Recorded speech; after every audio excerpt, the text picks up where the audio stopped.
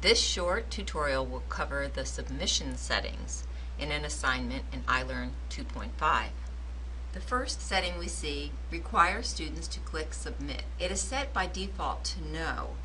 Now, often instructors will click this and set it to Yes, but it may be beyond the view of the student, so you must make very clear instructions in your assignment that they must know how to go and click the Submit button.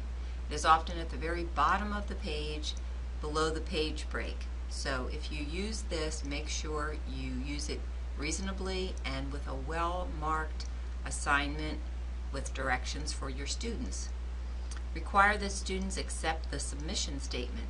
This says that their work is their own, and if you'd like to have that selected, you can select Yes. By default, it is No. Attempts reopened. It is set by default to Never. This actually determines how student submission attempts are reopened. The options that are available are Never. The student submission can never be reopened.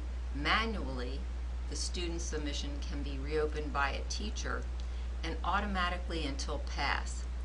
The student submission is automatically reopened until the student reaches the grade that you have set as the passing grade in the item.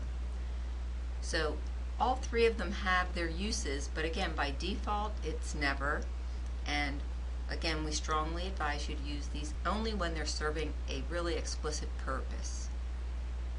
The maximum number of attempts is how often your students are allowed to resubmit.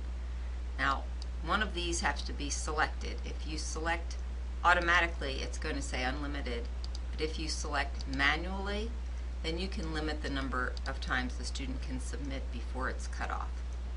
And that's how you set up your submission settings.